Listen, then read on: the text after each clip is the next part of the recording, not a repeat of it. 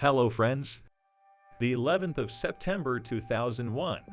America was shaken to its core by this horrifying event. It was a day that may have changed the world forever. Even after 22 years, the effects of this day are evident in daily life. The impact this day has had on your life will blow your mind. Today's video will try to explain it. Good evening. Today, our fellow citizens, our way of life, our very freedom came under attack in a series of deliberate and deadly terrorist acts.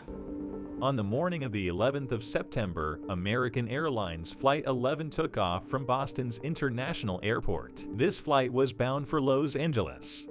Around 92 people were aboard this airplane, of whom 11 were crew members and 81 were passengers. About 15 minutes after the flight took off, it came to be known that of the 81 passengers, 5 were hijackers. These hijackers hijacked the plane by overpowering the passengers and forcing their way into the cockpit. One of them was Mohammed Atta, and he was trained as a pilot. By nationality, he was an Egyptian and was 33 years old. He takes away the control of the plane from the pilot and co-pilot and flies the plane straight towards the World Trade Center. The World Trade Center was a monumental historic building in America then. The hijackers crashed the plane into the North Tower of the World Trade Center. Just a few moments ago, something believed to be a plane crashed into the tower of the World Trade Center. I just saw flames inside. This crash took place in the morning at 8:46 a.m. The then President of the USA, George Bush, was on a tour of a school in Florida. While he was on the way, his White House Chief of Staff was informed of this crash. He told George Bush, but Bush couldn't believe it. He says that it's unbelievable that anyone could even do that. Only 17 minutes later, it came to be known the United Airlines Flight 175 had also been hijacked by another 5 hijackers. Once again, the hijackers overpowered the pilots and took away the control of the plane. Because only 17 minutes after the first crash, these hijackers once again turned towards the World Trade Center and crashed the plane into the South Tower. The second crashed into the second tower. By this time, U.S. President George Bush had reached the school and was in a classroom full of second-grade children. This time, his Chief of Staff, Andrew Gadd, went into the classroom and whispered into his ears, "America is under attack." But George Bush stayed in the classroom. He continued the reading exercise, and for the next 7 minutes the exercise continued. These 7 minutes were very critical because in these 7 minutes, the news spread worldwide that 2 planes crashed into the World Trade Center. Later, many people criticized George Bush for this, asking why he didn't take immediate action. A few minutes after the second plane crash, the news of 2 more planes being hijacked comes in. One was the American Airlines Flight 77. It had taken off from Washington's International Airport. This flight was headed to Los Angeles, and it was also carrying 5 hijackers. The second flight was United Airlines Flight 93 that was flying from New Jersey to California. On the outskirts of Washington, D.C. is the headquarters of the U.S. Department of Defense, the Pentagon, the iconic government building of the USA. Hijackers turned Flight 77 towards this and crashed into the Pentagon building. A massive explosion, the collisions shot burning debris over surrounding buildings and onto the streets below.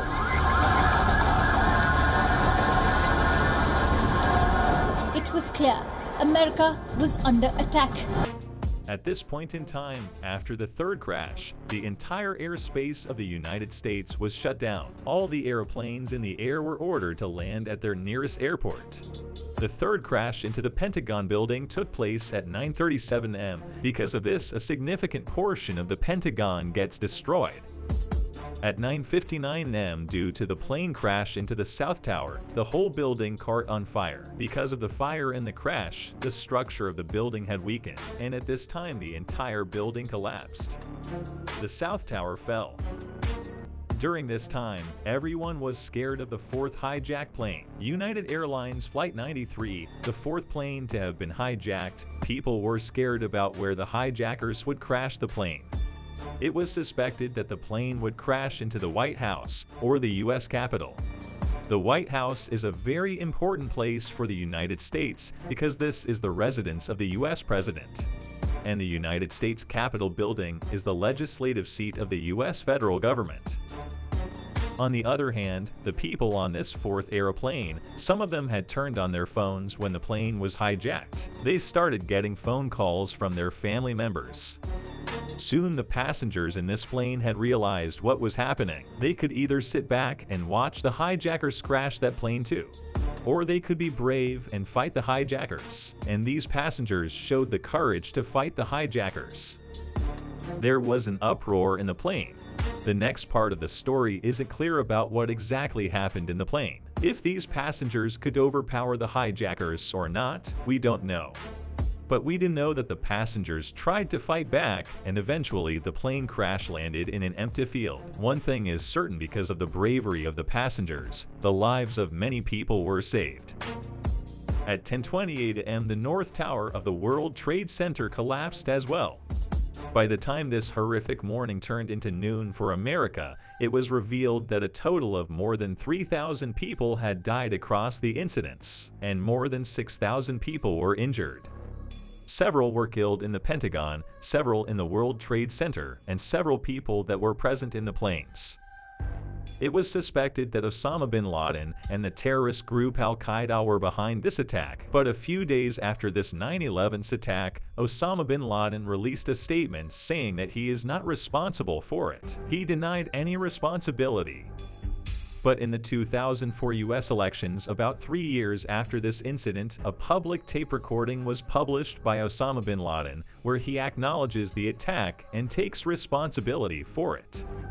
Osama justifies it by saying that there were several motivations of Al-Qaeda behind carrying out these attacks. For example, the interference of the US in the Middle East, the USA's support to Israel, supporting the actions against the Muslims in Lebanon, supporting Russia in crimes against Muslims in Chechnya, sanctions that had been declared by the US against Iraq, the US collaboration with Saudi Arabia, and sending its troops to Saudi Arabia.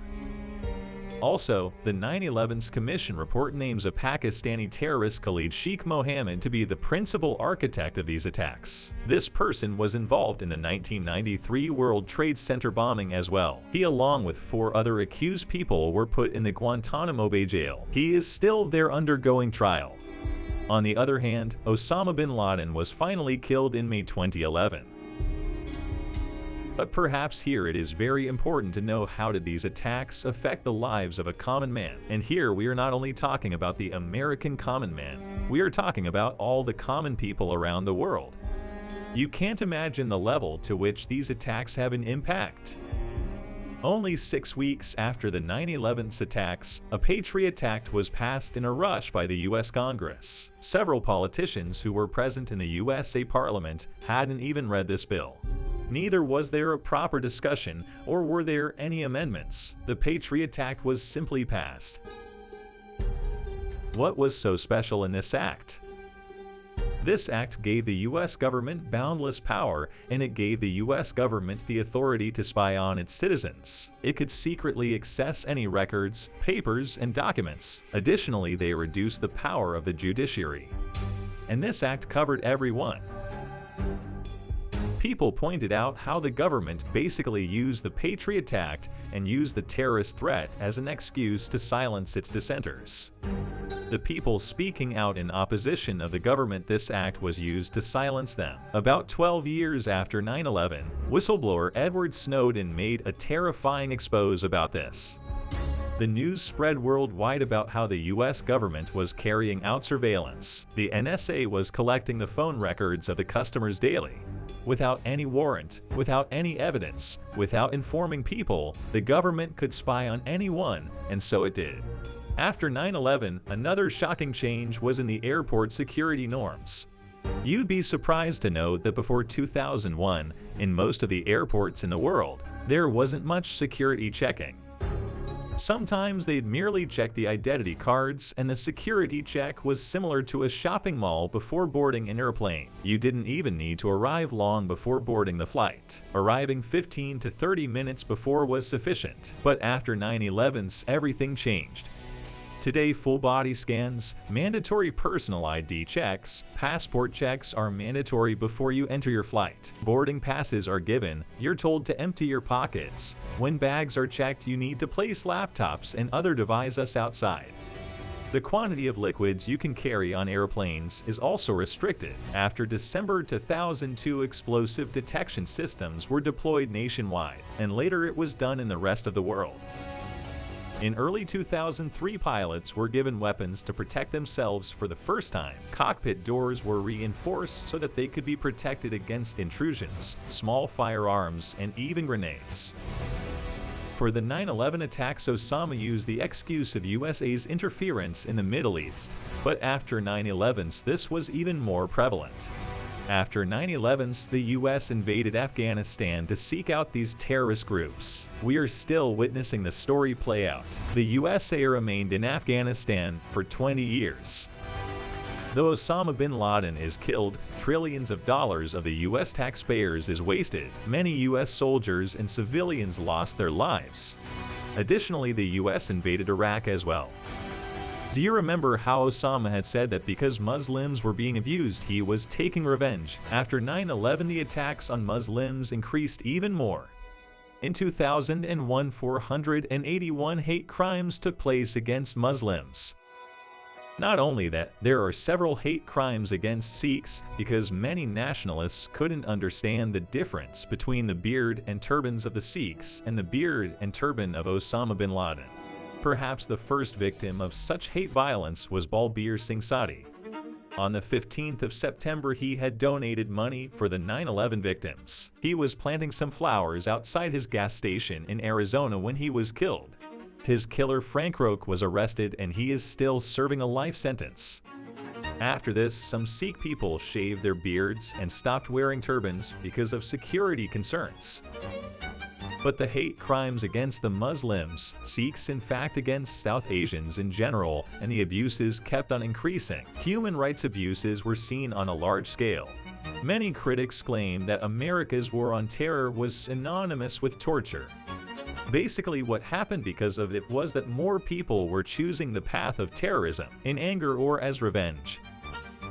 In this whole story, we should see a very simple lesson. Extremism breeds extremism. An eye for an eye makes the whole world blind. Osama had said that he was taking revenge against what the USA had done the same. When one terrorist is killed, it creates another.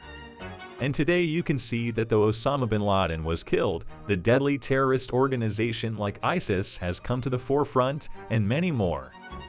There is a second lesson for us as well. We should never let any government use an act of terrorism as an excuse to exploit us. The US government exploited the US citizens a lot after 9/11 through surveillance and the PATRIOT Act. Never be so blinded by fear that you stop seeing reality. We hope you found this video to be informative. Let's meet in the next video. Thank you very much.